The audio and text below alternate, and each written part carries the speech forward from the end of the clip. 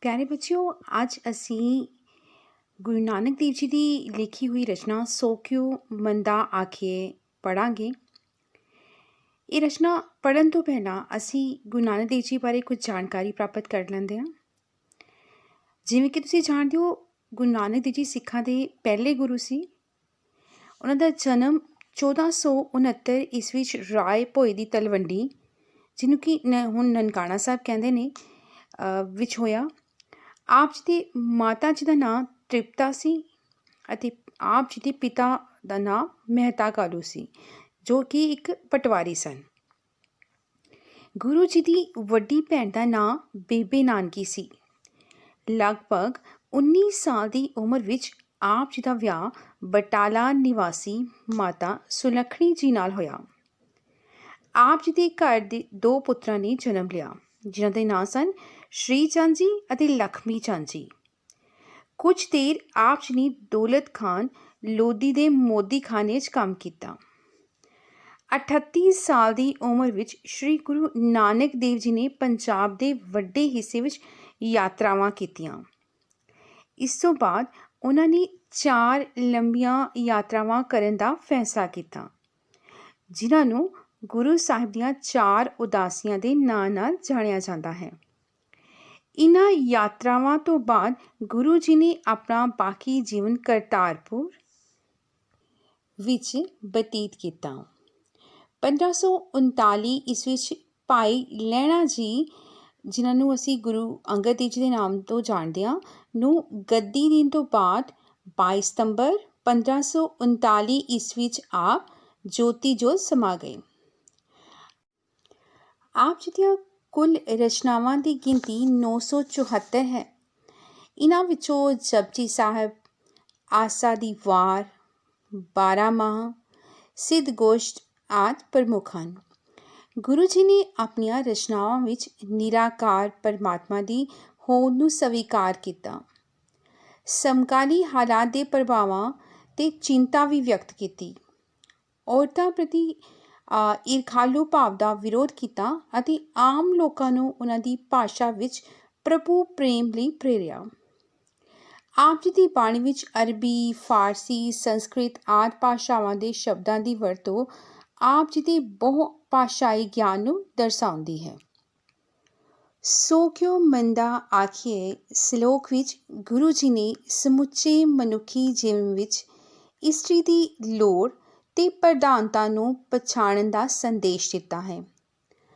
ਉਹਨਾਂ ਨੇ ਇਸਤਰੀ ਨੂੰ ਬੁਰਾ ਕਹਿਣ ਜਾਂ ਉਸਨੂੰ ਨੀਵਾਂ ਦਰਸਾਉਣ ਦੀ ਭਾਵਨਾ ਦਾ ਖੰਡਨ ਕੀਤਾ ਹੈ। ਭਾਰਤੀ ਸਮਾਜ ਵਿੱਚ ਇਸਤਰੀ ਦੇ ਦਰਜੇ ਨੂੰ ਉੱਚਾ ਚੁੱਕਣ ਵਿੱਚ ਗੁਰੂ ਜੀ ਦਾ ਵਿਸ਼ੇਸ਼ ਯੋਗਦਾਨ ਹੈ। ਗੁਰੂ ਜੀ ਅਨੁਸਾਰ ਔਰਤ ਹੀ ਇਸ ਸੰਸਾਰ ਦੇ ਵਿਕਾਸ ਦਾ ਮਾਧਿਅਮ ਹੈ। ਉਸ ਤੋਂ ਬਿਨਾਂ ਇਸ ਧਰਤੀ 'ਤੇ ਕਿਸੇ ਮਨੁੱਖ ਦੀ ਕਲਪਨਾ ਨਹੀਂ ਕੀਤੀ ਜਾ ਸਕਦੀ।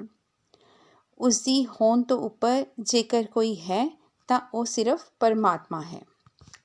ਸੋ ਪੜ੍ਹਦੇ ਹਾਂ ਰਚਨਾ ਸੋ ਕਿਉ ਮੰਦਾ ਆਖੀਏ। ਭੰਡ ਜੰਮੀਏ ਭੰਡ ਨਿਮੀਏ, ਭੰਡ ਮੰਗਣ ਵਿਆਹ। ਗੁਰੂ ਜੀ ਫਰਮਾਉਂਦੇ ਹਨ ਕਿ ਮਨੁੱਖ ਦਾ ਇਸ ਸੰਸਾਰ ਵਿੱਚ ਆਗਮਨ ਔਰਤ ਦੇ ਕਾਰਨ ਹੀ ਹੁੰਦਾ ਹੈ। ਭੰਡ ਅਰਥਾਤ ਔਰਤ ਹੀ ਬੱਚੇ ਨੂੰ ਜਨਮ ਦਿੰਦੀ ਹੈ।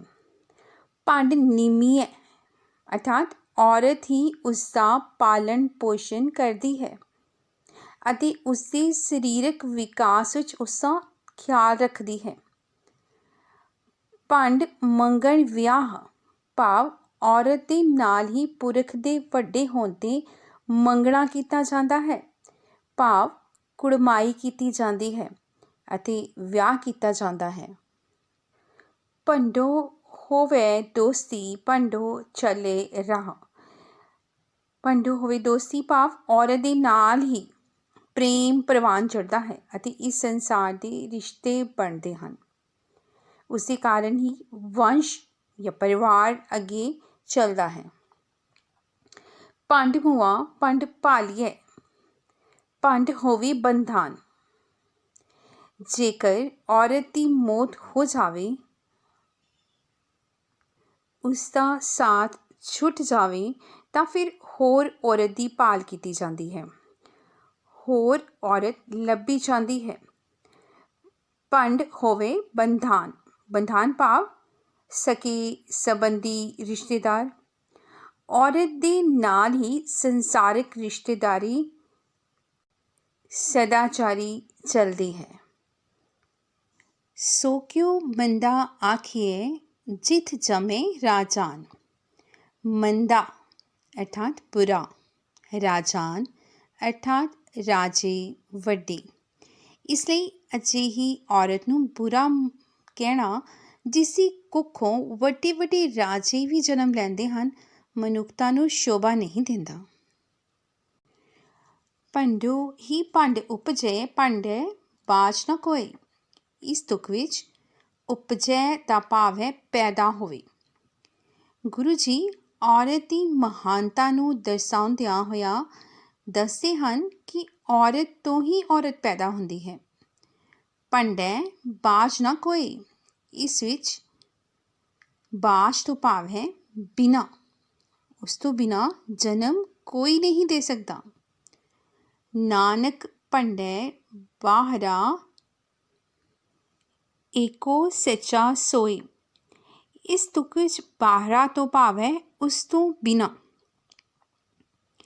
ਜੇਕਰ ਉਸਦੀ ਹੋਂਦ ਤੋਂ ਬਿਨਾਂ ਕੋਈ ਹੈ ਤਾਂ ਉਹ ਕੇਵਲ ਇੱਕੋ ਇੱਕ ਸੱਚ ਭਾਵ ਪਰਮਾਤਮਾ ਹੀ ਹੈ। ਜਿਤ ਮੁਖ ਸਦਾ ਸਰਾਹੀਏ ਭਾਗਾ ਰਤੀ ਚਾਰ। ਅਜਿਹੇ ਪ੍ਰਭੂ ਦੀ, ਪਰਮਾਤਮਾ ਦੀ ਜਿਹੜੀ ਮੁੱਖ ਸਲਾਹਣਾ ਕਰਦੇ ਹਨ, ਸਿਫਤ ਦਾ ਗੁਣਗਾਨ ਕਰਦੇ ਹਨ, ਉਹ ਬੜੇ ਭਾਗਾਂ ਵਾਲੇ ਹੁੰਦੇ ਹਨ। ਨਾਨਕ ਤੇ ਮੁਖ ਉਜਲੇ ਤਿਤ ਸੱਚੇ ਦਰਬਾਰ। ਉਸ ਦੀ ਸਿਫਤ ਸਲਾਹ ਕਰਨ ਵਾਲਿਆਂ ਦੇ ਮੁਖ ਹਮੇਸ਼ਾ ਉਜਲੇ ਰਹਿੰਦੇ ਹਨ, ਭਾਵ ਖਿੜੇ ਰਹਿੰਦੇ ਹਨ। ਉਹਨਾਂ ਨੂੰ ਉਸ ਪਰਮਾਤਮਾ ਦੇ ਦਰ 'ਤੇ ਜਾ ਕੇ ਕਿਸੇ ਕਿਸਮ ਦਾ ਕੋਈ ਡਰ ਜਾਂ ਭਉ ਨਹੀਂ ਹੁੰਦਾ। ਇਸ ਤਰ੍ਹਾਂ ਗੁਰੂ ਜੀ ਨੇ ਸਮੁੱਚੇ ਮਨੁੱਖੀ ਜੀਵਨ ਵਿੱਚ ਇਸਤਰੀ ਦੀ ਲੋੜ ਤੇ ਪ੍ਰਧਾਨਤਾ ਨੂੰ ਪਛਾਣਨ ਦਾ ਸੰਦੇਸ਼ ਦਿੱਤਾ ਹੈ। ਇਹਨਾਂ ਸਤਰਾਂ ਵਿੱਚ ਗੁਰੂ ਜੀ ਇਸਤਰੀ ਨੂੰ ਬੁਰਾ ਕਹਿਣ ਜਾਂ ਉਸ ਨੂੰ ਨੀਵਾਂ ਦਰਸਾਉਣ ਦੀ ਭਾਵਨਾ ਦਾ ਖੰਡਨ ਕਰਦੇ ਹਨ। ਸੋ ਇਹ ਸੀ ਰਚਨਾ ਸੋ ਕਿਉ ਮੰਦਾ ਆਖੀਏ। ਆਓ ਹੁਣ ਇਸ ਰਚਨਾ ਨਾਲ ਸੰਬੰਧਿਤ ਕੁਝ ਜ਼ਰੂਰੀ ਗੱਲਾਂ ਯਾਦ ਕਰਦੇ ਹਾਂ। ਸੋ ਕਿਉ ਮੰਦਾ ਆਖੀਏ ਗੁਰੂ ਨਾਨਕ ਦੇਵ ਜੀ ਦੀ ਰਚਨਾ ਹੈ। ਸੋ ਕਿਉ ਮੰਦਾ ਆਖੀਏ ਸ਼ਬਦ ਵਿੱਚ ਮਨੁੱਖ ਨੂੰ ਇਸਤਰੀ ਨੂੰ ਮੰਦਾ ਕਹਿਣ ਤੋਂ ਵਰਜਿਆ ਗਿਆ ਹੈ। ਇਸਤਰੀ ਦੀ ਕੁੱਖ ਤੋਂ ਰਾਜੇ, ਵੱਡੇ ਵੱਡੇ ਲੋਕ ਪੈਦਾ ਹੁੰਦੇ ਹਨ। ਸੰਤਾਨ ਦੀ ਉਤਪਤੀ ਜਾਂ ਪਰਿਵਾਰਕ ਵਿਕਾਸ ਦਾ ਰਾਹ ਇਸਤਰੀ ਤੋਂ ਚੱਲਦਾ ਹੈ। ਸ਼੍ਰੀ ਗੁਰੂ ਨਾਨਕ ਦੇਵ ਜੀ ਦਾ ਜੀਵਨ ਕਾਲ 1469 ਤੋਂ 1539 ਈਸਵੀ ਹੈ। ਸ਼੍ਰੀ ਗੁਰੂ ਨਾਨਕ ਦੇਵ ਜੀ ਦਾ ਜਨਮ ਰਾਏ ਭੋਇ ਦੀ ਤਲਵੰਡੀ ਵਿਖੇ ਹੋਇਆ। ਮਨੁੱਖ ਨੂੰ ਇਸਤਰੀ ਆਪਣੀ ਕੁੱਖ ਵਿੱਚ ਪਾਲਦੀ ਹੈ। ਇੱਕ ਇਸਤਰੀ ਦੇ ਮਰਨ ਉਪਰੰਤ ਦੂਜੀ ਇਸਤਰੀ ਦੀ ਭਾਲ ਕੀਤੀ ਜਾਂਦੀ ਹੈ। ਸ਼੍ਰੀ ਗੁਰੂ ਨਾਨਕ ਦੇਵ ਜੀ ਸਿੱਖਾਂ ਦੇ ਪਹਿਲੇ ਗੁਰੂ ਸਨ। ਸ਼੍ਰੀ ਗੁਰੂ ਨਾਨਕ ਦੇਵ ਜੀ ਨੇ ਸਿੱਖ ਧਰਮ ਦੀ ਨੀਂਹ ਰੱਖੀ। ਰਾਏ ਭੋਇ ਦੀ ਤਲਵੰਡੀ ਨੂੰ ਨਨਕਾਣਾ ਸਾਹਿਬ ਨਾਂ ਦਿੱਤਾ ਗਿਆ ਹੈ।